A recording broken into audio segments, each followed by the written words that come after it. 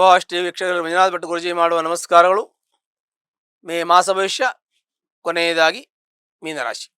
ಮೀನರಾಶಿಯಲ್ಲಿರ್ತಕ್ಕಂಥ ವ್ಯಕ್ತಿಗಳು ವಿಶೇಷವಾಗಿರ್ತಕ್ಕಂಥ ಚೈತನ್ಯ, ಶಕ್ತಿ, ಸಾಹಸ, ಪರಾಕ್ರಮಗಳೆಲ್ಲವನ್ನು ಕೂಡ ಭಗವಂತ ಕೊಡ್ತಾನೆ. ಏಕೆಂದರೆ ಶನಿ ಭಗವಂತ ಅಲ್ಲೇ ಇದ್ದಾನೆ ಗುರುವಿನ ಮನೆಯಲ್ಲಿ. 7ವರೆ ಶನಿ ಇದೆ ಅಂದರೆ ಭಗವಂತನು ಆ ರಾಶಿಯಲ್ಲೇ ಇದ್ದಾನೆ. 7.5 ಶನಿ ಅಂತ 7ವರೆ ಶನಿ ಪ್ರಭಾವ ಕೂಡ ಇದೆ.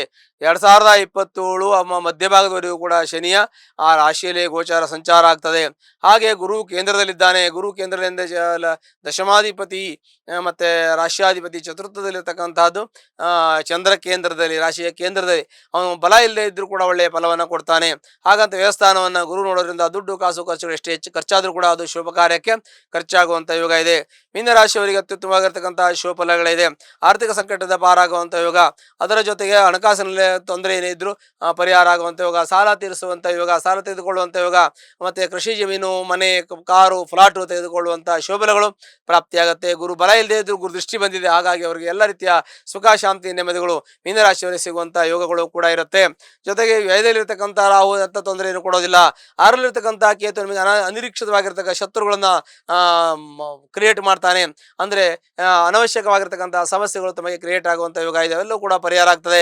ಕೋರ್ಟು ಕಚೇರಿ, ವ್ಯಾಜ್ಯ, ಶತ್ರು ಧ್ವಂಸ ಆಗುವಂಥ ಯೋಗಗಳು ಕೂಡ ಇರುತ್ತೆ. ಆರೋಗ್ಯದಲ್ಲಿ ವ್ಯತ್ಯಾಸ ಆಗುವಂಥ ಯೋಗ ಇದೆ. ಹೊಟ್ಟೆ ಗ್ಯಾಸ್ಟ್ರಿಕ್ ಸಮಸ್ಯೆ, ಆಮೇಲೆ ತಮಗೆ ಕಿಡ್ನಿ ಸ್ಟೋನ್ ಆಗೋದು, ಲಿವರ್ ಜಾಮ್ ಆಗೋದು, ಹೀಗೆ ಹೊಟ್ಟೆ ಉಬ್ಬರಿಸ್ಕೊಳ್ಳೋದು, ಹೊಟ್ಟೆ ನೋವು ಬರೋದು, ಹೀಗೆ ಅಂಥ ಸಮಸ್ಯೆಗಳು, ಹೊಟ್ಟೆ ಸಂಬಂಧಪಟ್ಟಂಥ ತೊಂದರೆ ಬರುವಂಥ ಯೋಗ ಇದೆ. ಯಾಕೆ ಅಂತಂದರೆ 6ನೇ ಮನೆಯಲ್ಲಿ ಕೇತು ಇರೋದಂಥ ತೊಂದರೆಗಳಾಗತ್ತೆ. ಅದಕ್ಕೆ ಸ್ವಲ್ಪ ಜಾಗ್ರತೆ ವಹಿಸಬೇಕು. ಆ ನಂತರದಲ್ಲಿ ತಮಗೆ ದಾಂಪತ್ಯದಲ್ಲಿ ಕಲಹ, ಮನಸ್ತಾಪ, ಅಸಮಾಧಾನ ಇರುತ್ತೆ. ಕುಳಿತು ಮಾತಾಡಿ ಸರಿ ಹೋಗುತ್ತೆ. ಕೋರ್ಟು ಕಚೇರಿ ವ್ಯಾಜ್ಯದ ಅವಶ್ಯಕತೆ ಇಲ್ಲ. ಒಂದು ವೇಳೆ ಕೋರ್ಟು ಕಚೇರಿ ಇದ್ರೆ ಅದು ಕುಳಿತು ಮಾತಾಡಿ ಅದು ಕಾಂಪ್ರಮೈಸ್ ಮಾಡ್ಕೊಳ್ಳೋದು ಕೂಡ ಸರಿ ಹೋಗುತ್ತೆ. ಅದಕ್ಕೆ ಸಂಬಂಧಪಟ್ಟಂತೆ ಇಲ್ಲ ಅಂದರೆ ಜಾತಕವನ್ನು ಪರಿಶೀಲನೆ ಮಾಡ್ಕೊಳ್ಳಿ. ಅದು ನಿಮಗೆ ಯಾವುದೇ ರೀತಿ ತೊಂದರೆ ತೊಡಕೊಳ್ಳಾಗೋದಿಲ್ಲ. ಆ ನಂತರದಲ್ಲಿ ನಿಮಗೆ ಭಾಗ್ಯೋದಯ ಆಗುತ್ತೆ ಅಂದ್ಕೊಂಡ್ರೆ ಭಾಗ್ಯಸ್ಥಾನವನ್ನು ನೋಡಿದಾಗ ಭಾಗ್ಯೋದಯ ಆಗುತ್ತೆ ಅಂತ ಹೇಳ್ತೀವಿ. ಅದಿಷ್ಟು ಬೇಗ ಆಗಲ್ಲ.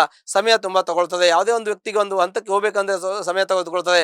ಅಷ್ಟು ಕಾಲ ಅವನು ಕಷ್ಟಪಟ್ಟು ದುಡಿದು ಸಂಪಾದನೆ ಮಾಡಿ ಅವನ ಕಾಲವನ್ನು ಇಟ್ಕೋಬೇಕು ಅಂದರೆ ಸಮಸ್ಯೆ ತೆಗೆದುಕೊಳ್ತದೆ.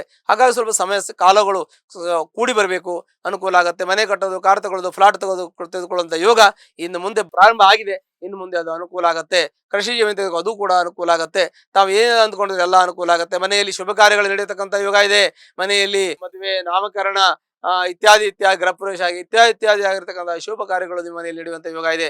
ಹಾಗಾಗಿ ಎಲ್ಲ ರೀತಿಯ ಶುಭ ಕಾರ್ಯಗಳು, ಶುಭ ಶಕನಗಳು ನಿಮಗೆ ನಡೀತದೆ. 7ವರೆ ಶನಿ ಪ್ರಭಾವ ಇದ್ರೂ ಕೂಡ ನಿಮಗೆ ರಾಶಿಯವರಿಗೆ ಯಾವುದೇ ರೀತಿ ತೊಂದರೆ ಕೊಡದೇನೆ ನಿಮಗೆ ಸುಖ, ಶಾಂತಿ, ನೆಮ್ಮದಿಯನ್ನು ಭಗವಂತ ಕೊಡ್ತಾನೆ. ಶನಿಗಿಂತ ಒಳ್ಳೆಯವರು ಯಾರೂ ಇಲ್ಲ. ಅಷ್ಟು ಒಳ್ಳೆಯ ಫಲವನ್ನು ಅವನು ಕೊಡ್ತಾನೆ. ಯಾವುದೇ ರೀತಿ ಚಿಂತೆ ಬೇಡ.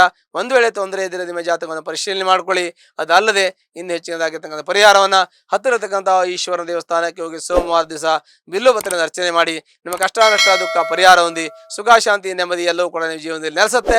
ಶುಭವಾಗಲಿ. ಲೇಟೆಸ್ಟ್ ಹಾಗೂ ಇಂಟ್ರೆಸ್ಟಿಂಗ್ ಸುದ್ದಿಗಳಿಗಾಗಿ ಬಾಸ್ ಟಿವಿ ಕನ್ನಡ ಚಾನೆಲ್ನ ಸಬ್ಸ್ಕ್ರೈಬ್ ಮಾಡಿ.